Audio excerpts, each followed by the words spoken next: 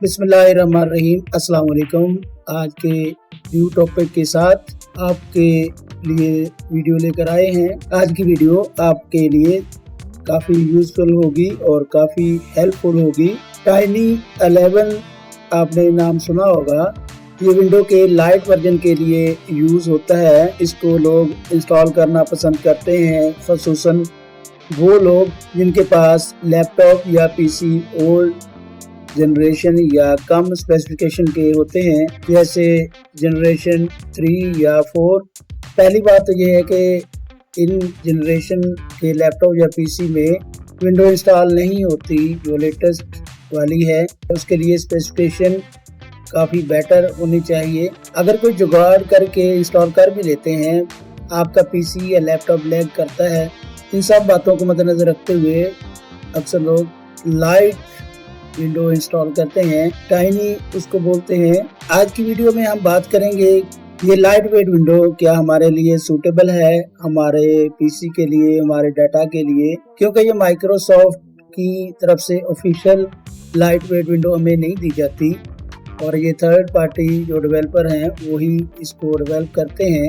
वो 100% हमारे लिए सेफ नहीं होती।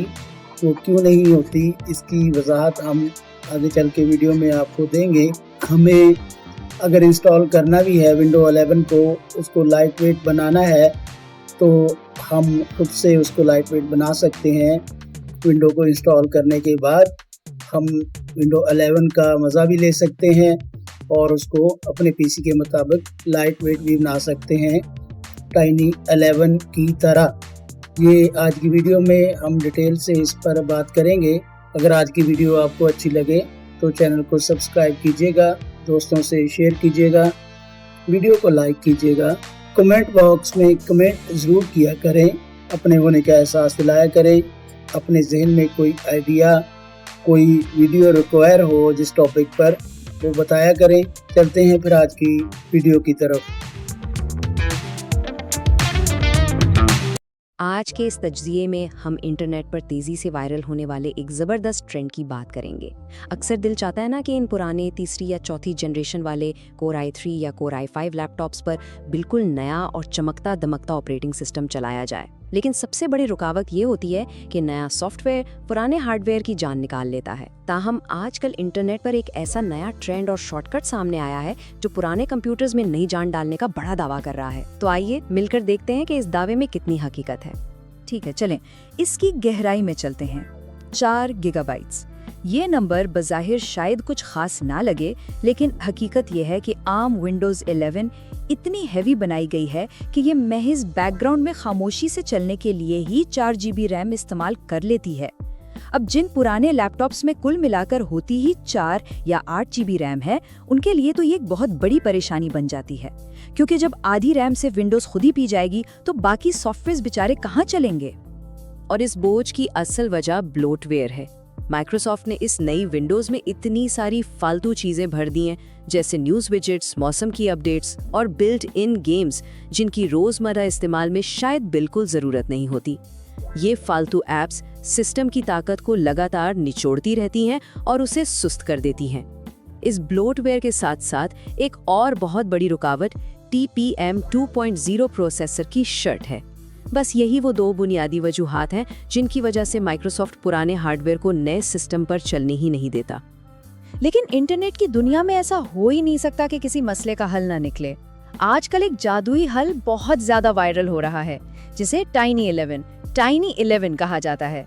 ये दरअसल विंडोज 11 का ही एक बहुत छोटा और हल्का फुल्का वर्जन है। दिलचस्प बात यह है कि इसे माइक्रोसॉफ्ट ने हरगिज नहीं बनाया, बल्कि एंटी-डेव नाम के एक इनफरादी डेवलपर ने तैयार किया है। ये पुराने कंप्यूटर्स पर नए फीचर्स मक्खन की तरह चलाने का दावा करता है और इसीलिए आजकल हर तरफ इसका चर्चा है। और ये मिसाल बहुत शानदार तरीके से वाज़ेह करती है कि इस डेवलपर ने असल में क्या कमाल किया है। उसने ओरिजिनल विंडोज़ 11 की फाइल ली और उसमें से सारा फालतू बोझ निकाल कर बाहर फेंक दिया। यानी विंडोज़ 11 का दिमाग तो वही रहने दिया, लेकिन उसका वो भारी जिस्म हटा दिया। एक्स्ट्रा ऐप्स, विजेट्स, यहाँ तक कि माइक्रोसॉफ्ट एज ब्राउज़र को भी गायब कर दिया ताकि ऑपरेटिंग सिस्टम का बोझ बिल्कुल हल्का फुल्का हो जाए। इस डाइटिंग का नतीजा स्टोरेज की जगह पर बहुत हैरानकुन हद तक नजर आता है। यहाँ गौर करने वाली बात ये है कि जहाँ एक नॉर्मल विंडोज़ 11 को इंस्टॉल होने के लिए कम से कम 20 से 30 गीगाबाइट्स की जगह चाहिए होती है, वहीं ये टाइनी 11 महज 8 या 9 गीगाबाइट्स में फिट हो जाती है।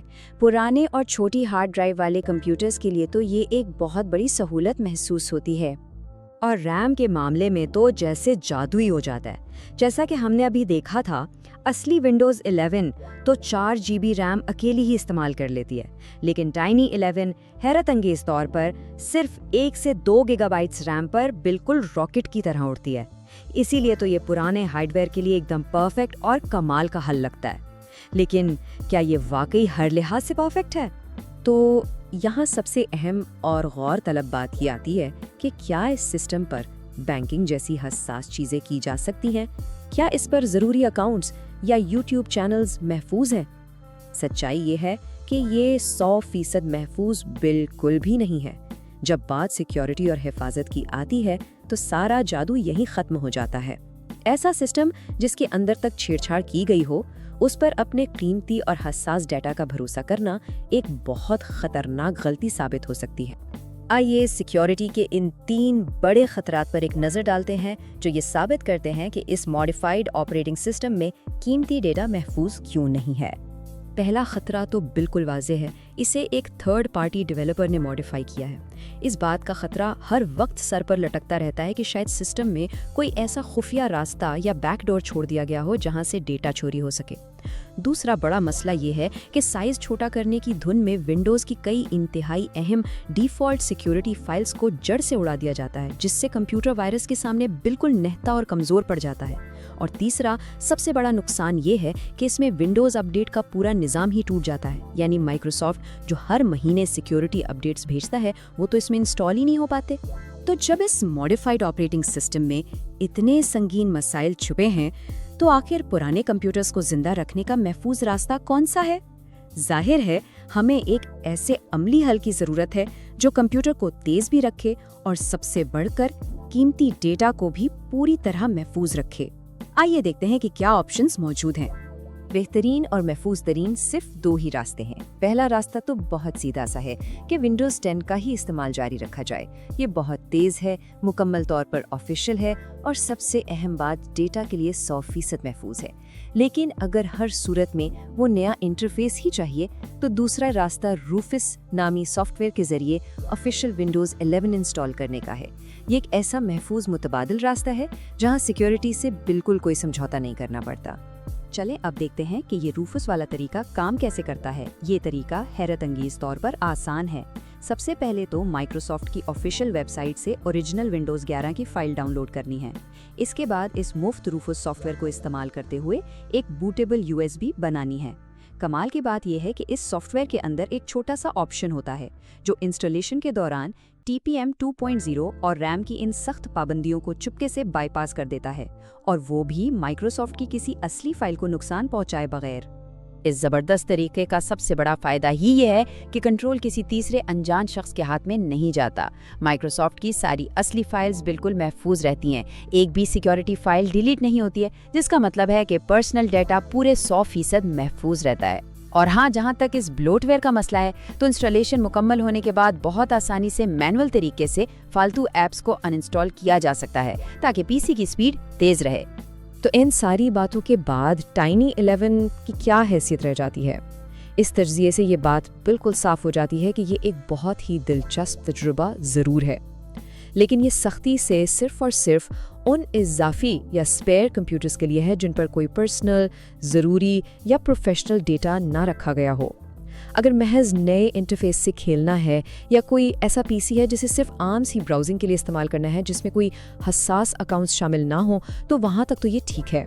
इस मुकम्मल तज्ज़िये के बाद एक ऐसा सवाल सामने आता है जो देर तक सोचने पर मजबूर कर देता है।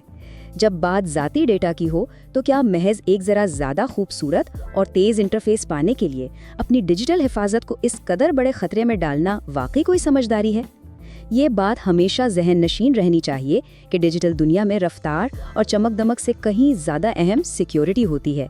उम्मीद है कि आज के इस तज्जिये ने हक़ाइक़ को बिल्कुल वाज़े कर दिया होगा और सही फैसला करने में पूरी मदद दी होगी। उम्मीद है आप सबको ये वीडियो अच्छी लगी होगी। अगर वीडियो पसंद आई हो तो चैनल को सब्सक्राइब जरूर करें, वीडियो को लाइक करें और दोस्तों के साथ शेयर करें। बेल आइकॉन को प्रेस करें और ऑल पर सेट कर दें ताकि हर नई वीडियो की नोटिफिकेशन मिलती रहे। अगर आपके जहन में कोई सवाल हो तो कमेंट्स बॉक्स में कमेंट जरूर करें।